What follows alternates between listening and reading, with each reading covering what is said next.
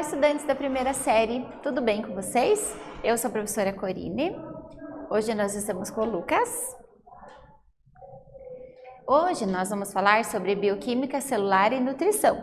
Nós vamos falar a compostos orgânicos a parte 2. Então, na aula passada foi a parte 1 e hoje é a continuação da aula 10. Quais são os objetivos da nossa aula?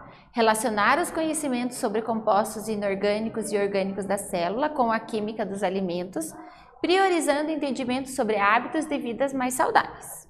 E também conhecer as substâncias orgânicas, carboidratos e lipídios, identificar suas relações com a natureza e com o organismo.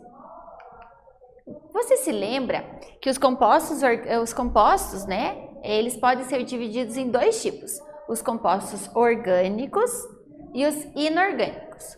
Os compostos orgânicos, eles têm o carbono na sua constituição e os inorgânicos não têm carbono na constituição. Então, olha lá, quais são os compostos orgânicos?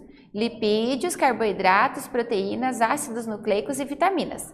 Na aula 10, nós falamos sobre as vitaminas e sobre as proteínas. Hoje, nós vamos falar sobre carboidratos e lipídios. E na aula 9, nós falamos sobre os compostos inorgânicos, a água e os sais minerais. Então, o que são carboidratos? Eles são compostos orgânicos abundantes em vegetais e em animais. E a principal fonte é a glicose, né? É um açúcar presente lá no nosso sangue. Como assim, professora, açúcar presente no sangue? Sim, quando nós ingerimos o alimento, ele vai ser degradado em glicose, muitos dos alimentos, né? Principalmente os carboidratos. E essa glicose vai entrar na célula, vai ser quebrada para ajudar no processo de respiração celular e da energia. Então, quem tem problemas, por exemplo, com a insulina, que retira essa glicose do sangue e traz para dentro da célula, tem que fazer o uso da insulina, do medicamento, né? Então, a principal fonte de carboidrato é a glicose.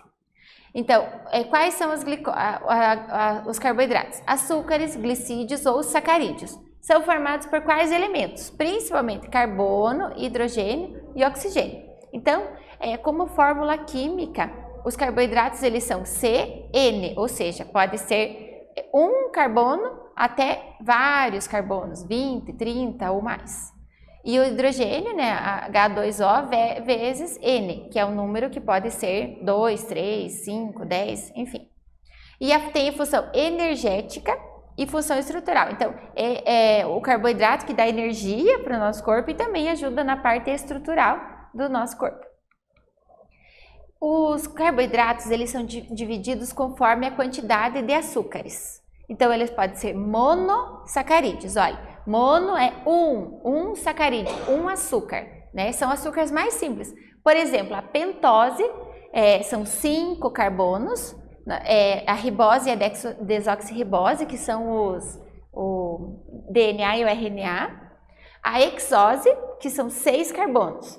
Então, olha, glicose, a frutose, que é o açúcar que a gente ingere das frutas, e a galactose, que é o açúcar que está presente lá no leite, por exemplo. Né? São exemplos de monossacarídeos. Então, como eles são simples, a nossa célula consegue absorver ele com bastante facilidade. Então, quem tem problemas com diabetes, por exemplo, que não pode fazer o uso de tanto açúcar, não deve comer muitas frutas, por exemplo, de uma vez só. Por quê? Porque esse açúcar é absorvido facilmente nas células. E quando eles se unem, quando esses açúcares se unem, eles vão formar outros compostos. Então, se eu tenho 2 açúcares se unindo, eu formo um disacarídeo. Então, eu tenho monossacarídeo quando é um açúcar. Quando eu tenho 2 açúcares, eu tenho disacarídeo. Quando eu tenho 3 ou mais, eu tenho trissacarídeos e pode também ser chamados de polissacarídeos. Observe aqui na imagem abaixo. Carboidratos, eles podem ser monossacarídeos, oligosacarídeos, quando eles têm de 2 a 20 monossacarídeos, ou polissacarídeos, quando tem 20 açúcares ou mais. Nem todos os carboidratos têm sabor adocicado. Então, olha, eu não falei que carboidrato é glicose? A glicose não é doce? Então, teoricamente, todos os carboidratos deveriam ser doces. Mas nem todos eles têm esse sabor, nós não percebemos esse sabor adocicado, né? Por exemplo, os polissacarídeos. Quando tem muitos sacarídeos unidos, eu acabo não percebendo esse sabor adocicado que ele tem, né? Mesmo sendo açúcares. E eles podem ser divididos em duas categorias: os energéticos, que vão dar energia para o nosso corpo funcionar, e os estruturais, que vão ajudar na estrutura do corpo. Então, como assim? Então, vamos olhar aqui na imagem para vocês entenderem. Então, eu tenho os polissacarídeos, eles são divididos em energético. Por exemplo, o amido e o glicogênio. O amido eu encontro lá, por exemplo, no trigo. Ele tem amido. Então, massas, na batata, são alimentos altamente energéticos. Tem a função de dar energia. E pode ser como o glicogênio também, que é armazenado nas nossas células e dá aquela energia rápida. Quando a gente precisa levantar rapidamente, quem dá energia para as nossas células é o glicogênio. E ela também pode ser polissacarídeos, pode ser estruturais, como a celulose. Então, a celulose a gente encontra nas células dos vegetais, então é um polissacarídeo, né? O ácido hialurônico é aquele que a gente encontra abaixo da nossa pele, e também a quitina. Quitina é aquele polissacarídeo que faz parte do exoesqueleto dos insetos, por exemplo, o besouro. Tem esse esqueleto formado por quitina. Você pode ver que se você der uma encostadinha, faz até um barulhinho. Então, tem função estrutural, ajuda na estrutura. Olha, vamos para uma atividade. Os carboidratos são as biomoléculas mais abundantes na natureza. São encontrados principalmente nos vegetais, sendo considerados o principal produto da fotossíntese. Então, o que acontece na fotossíntese? A planta, ela absorve a energia do sol, o gás carbônico, mais a água através das raízes, e ele vai fazer uma reação química e vai produzir a glicose. Então, eles são encontrados principalmente nos vegetais. Nós ingerimos o carboidrato através da alimentação. Então, quando nós nos alimentamos dos vegetais, nós ingerimos os carboidratos. Qual que é a importância dele para o nosso corpo? Qual que é a importância de ingerir os carboidratos lá para o nosso corpo? Vou dar um tempinho para vocês pensarem e eu já volto com a resposta.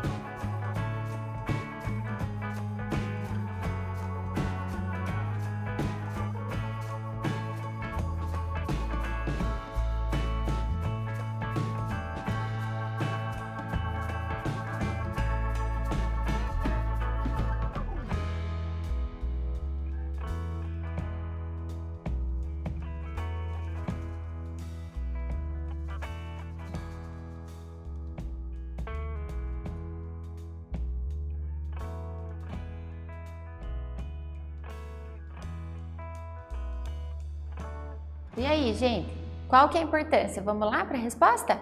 Olha, ele é o principal combustível. Lembra que eu falei que ele tem caráter energético? Então, é o principal combustível. Nos dá energia para fazermos as funções do nosso corpo, né? Para fazer o nosso dia a dia, andar, correr, levantar, pensar, por exemplo, né? É utilizado pelo nosso corpo como fonte de energia. Uma alimentação deficiente em carboidratos. Eu não ingiro carboidrato suficiente. Sei lá, entrei numa dieta super rigorosa e não vou me alimentar de nada que tenha carboidrato. Tudo bem. Se for acompanhado por um nutricionista, um médico especialista, ele vai dizer a quantidade ideal. Mas se for uma coisa muito radical, sem um acompanhamento, pode gerar algumas coisas, ó, sintomas como fraqueza, como irritabilidade e até mesmo depressão. Ah, é claro que se você tiver com depressão, não é só comer, né, ingerir carboidratos que vai melhorar. Deve ser sempre, qualquer sintoma de uma doença deve ser acompanhado por um profissional da saúde, né? Pode um médico, procura lá alguém para poder diagnosticar e melhorar, né? Talvez a alimentação, usar remédios, né? Então não é só ficar sem comer que vai dar depressão, tá? Tem que tomar muito cuidado com isso. Olha lá, lembra que eu falei que o ácido hialurônico é um carboidrato? Onde que ele fica? Talvez as meninas, né, os meninos que têm um cuidado muito com a aparência, já ouviram falar em cosméticos que têm ácido hialurônico. Então, o que é esse ácido hialurônico? Observe aqui na imagem. Abaixo da pele, eu tenho uma quantidade de ácido hialurônico e ele vai deixar com que essa pele fique firme. Então, quando você olha numa pele de uma criança, ela é firme, não tem nenhuma ruga, é aquele aspecto saudável. À medida que a gente envelhece, esse ácido hialurônico vai saindo no nosso corpo, é natural. E aí vai começando a ficar enrugado. Você vai olhar no espelho, já vai inchar algumas ruguinhas e vai fazer tratamento e vai usar cosméticos. Se ele tiver o ácido hialurônico na composição, o que ele vai fazer? Simplesmente ele vai entrar, a ser absorvido pela pele, vai ficar embaixo da pele e acaba levantando, né, essa pele, eliminando as linhas, a ruga, né, ou essa prega. É claro que quando você usa na pele, nossa pele é uma barreira já natural, não deixa qualquer substância entrar na pele, né? Porque ela tem essa função de defesa. Então, o cosmético que você faz o uso sempre deve ser de boa qualidade. Se você tem uma ruga mais profunda, deve fazer um acompanhamento, né, com um profissional, né? Mas você pode ir usando, né, no seu dia a dia um hidratante, né? Alguma coisa que tenha o ácido hialurônico, ele vai ajudar a dar uma disfarçada ou demorar para aparecer esse envelhecimento na pele. Os lipídios. Então agora nós vamos falar sobre lipídio. O que é lipídio? Ele tem baixa solubilidade em água, ou seja, ele quase não é dissolvido na água, tá? E eles têm alta solubilidade em alguns solventes orgânicos, como álcool, por exemplo. E o que é lipídio? Ele é classificado como gordura e óleo. Então, aquele óleo de cozinha lá que a gente vê. Esse óleo que a gente tem na nossa pele, né? Que vai gerar muitas vezes espinhas e cravos. Ele é lipídio, tá? Então, a gordurinha que a gente tem lá localizada, que deixa a gente mais cheinho, é lipídio também, tá? Então, eles são fontes de ácidos graxos e ácidos graxos essenciais. E onde eles são armazenados no nosso corpo? Ele fica andando ali nos vasos sanguíneos? Não. Ele é armazenado, ele é guardado. Guardado onde, professora? Guardado numa célula especial chamada adipócito. Então, nós temos células de gordura do tecido adiposo e ele vai guardar a gordura. Observe aqui na imagem. Essa bolinha amarela representa a quantidade de gordura que tem numa célula do tecido adiposo, tá? Mas isso faz mal pra gente, professora? Não. Você sabia que a membrana plasmática de cada célula do nosso corpo, lá em volta dela é formada por lipídio? Ainda uma bicamada lipídica? Então, ele é importante, né? Mesmo que você esteja numa dieta, por exemplo, é importante que você faça o uso, ingira a quantidade ideal de lipídio, para que o seu corpo possa ter a manutenção correta, né? Então, é claro que você vai olhar se ele é um alimento que dá energético, que vai ser armazenado em forma de gordura lá no tecido adiposo. Vai deixar, às vezes, mais gordinho, né? Mais cheinho. O que acontece? Claro que você vai cuidar com essa quantidade de lipídios que você vai ingerir. Por quê? Porque senão pode dar uma doença, nós vamos falar daqui a pouco sobre isso. Então, olha, eles têm quais funções? Se ele tem função, ele é importante. Então, eu posso cortar totalmente da minha dieta os lipídios? Não. Eu vou fazer o uso vou ingerir esse lipídio, mas com uma quantidade menor do que um carboidrato, ou vitaminas, ou sais minerais. Então, olha a função. Armazena energia. Ele é um isolante térmico, então armazena energia lá na forma de gordura no tecido adiposo. Ele é isolante térmico. Os animais que hibernam, que ficam no frio, por exemplo, e eles hibernam, eles têm uma camada bem grande de gordura embaixo da pele. Nós também temos essa camada de gordura, mas ela é mais fininha. Mas esses animais que vivem nas regiões polares, nas regiões frias, eles têm uma camada bem grande de gordura. Então impede que o calor interno saia para fora. Ele faz parte lá nas membranas celulares. Então, cada célula do nosso corpo tem lipídio lá na membrana plasmática. Então, extremamente importante. Ele é o impermeabilizante, né? A gordura ela é impermeabilizante, não deixa a água entrar e nem sair, né? Ele ajuda lá na fotossíntese, lá nos carotenoides, lá nas plantas que utilizam para fotossíntese. Ele também faz parte das vitaminas, então lembra que eu falei na aula passada que existem vitaminas que são lipossolúveis, elas só vão se dissolver se tiver na gordura. Então, se eu não tiver a quantidade de gordura ideal, essas vitaminas não vão se dissolver e não vão conseguir fazer parte do meu corpo, né? E também os hormônios, muitos hormônios são formados por lipídios. O consumo alimentar, olha, o que eu venho falando já, ó. O excesso de peso e a obesidade podem ser fatores de risco para o desenvolvimento de doenças crônicas. Então, o excesso do peso, né, é um problema que nós estamos enfrentando, um problema mundial, e ele pode causar doenças, por exemplo, a hipertensão, diabetes, até mesmo câncer. Fatores como globalização. Professora, o que tem a ver globalização com gordura? A globalização faz com que o nosso dia a dia seja muito rápido, com que a gente quase não tenha tempo de fazer as coisas. Então, o que a gente vai fazer? O consumismo, a necessidade de prazeres rápidos levam a alimentos ultraprocessados. Muitas vezes esses alimentos ultraprocessados são ricos em gordura. Então, a gente está com pressa. É muito mais fácil o quê? Usar uma comida pronta, uma comida rápida, passar em algum lugar, comprar, ou mesmo em casa, mas fazer uso dessas comidas rápidas, que elas são ultraprocessadas, do que ir lá e preparar todos esses alimentos. Então, essa vida corrida que a gente tem, ela faz com que a gente reduza a quantidade de alimentos saudáveis e acabe ingerindo esses alimentos que são ultraprocessados. E aí a obesidade pode causar obesidade. Então ela é uma doença multifatorial. O que é multifatorial? É só a alimentação que é o problema da obesidade? Só má alimentação? Não. Às vezes a pessoa pode ter uma alimentação equilibrada, mas ela tem um fator genético ou uma predisposição à obesidade. Então vai levar à obesidade, tá? E uma pessoa que está com o seu peso acima do ideal, ela deve ser acompanhada sempre por um especialista. Vamos para uma outra atividade, olha. Agora que aprendemos sobre lipídios e a importância, sabemos que o colesterol é lipídio, olha. Colesterol, então, ele é um lipídio, ele é uma gordura. Talvez você já tenha ouvido falar em colesterol. Então, ele é um esteroide, né, uma gordura que constitui um dos principais grupos de lipídios. Onde que a gente encontra o colesterol?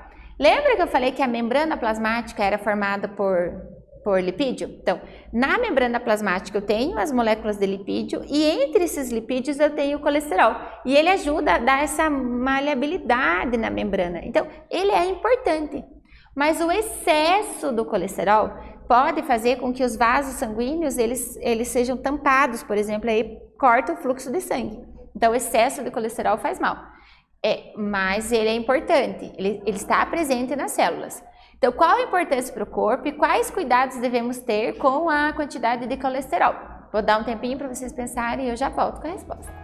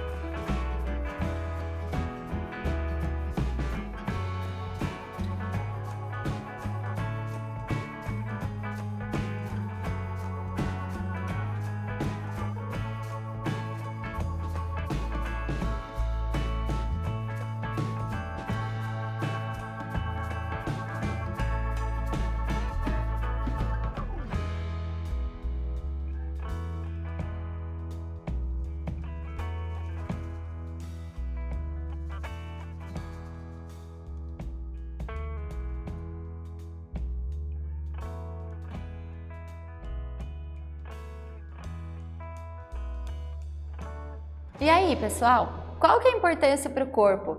E qual é o cuidado que a gente deve ter com a ingestão do colesterol? Então, ele é precursor dos hormônios, né, dos ácidos biliares, vitamina D. Também faz parte das membranas, lá das células.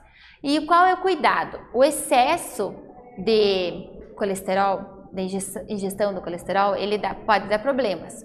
Pode aumentar o risco de doenças cardiovasculares, né? Porque pode formar placa de gordura lá nas veias e artérias, impedindo o fluxo sanguíneo. Então, pode causar problemas lá de doenças, né? O excesso desse colesterol. Bom, não sei se você já ouviu falar, conhece alguém ou se você mesmo está passando por essa situação de bulimia. O que é bulimia? São episódios, ela é uma doença, né? E ela é caracterizada por episódios de ingestão de grande quantidade de alimentos, geralmente com alto teor calórico. Então a pessoa come muito, muito, muito, muito, e aí vem o peso na consciência de, puxa, eu vou engordar, eu não quero engordar. E aí ela vai lá, induz vômito, toma laxantes para ir no banheiro, né, para eliminar essa substância, faz uso de diuréticos, onde vai eliminando esses componentes através da urina. E aí, o que eles querem com isso? Evitar ganho de peso. Pode fazer também exercícios físicos com grande intensidade para poder emagrecer, ou então jejuns prolongados, passar uma grande quantidade de horas sem comer. Tudo isso para não engordar. Às vezes a pessoa está magra, mas ela se olha no espelho, ela se enxerga como obesa. Então isso, se você conhece alguém, se você está nessa situação, deve procurar sempre um auxílio médico para que você faça o tratamento adequado. E você sabia que a alimentação é um direito de toda criança, adolescente, está lá na nossa Constituição Federal. Lá no artigo 6º diz que são direitos sociais a educação, a saúde e a alimentação. Outro artigo, 227, diz o quê? É dever da família, da sociedade e do Estado assegurar à criança e ao adolescente com prioridade absoluta o direito à vida, à saúde, à alimentação. Então, por isso que é muito importante uma alimentação saudável. O que nós estudamos nessa aula? Nós vimos sobre carboidratos e lipídios, né? São compostos orgânicos importantes para a composição e funcionamento do corpo. Nós também vimos a importância de cuidar da alimentação. Se tiver algum problema, deve ter um atendimento especializado, um acompanhamento com um especializado. E eu espero que vocês tenham gostado dessa aula. Até breve!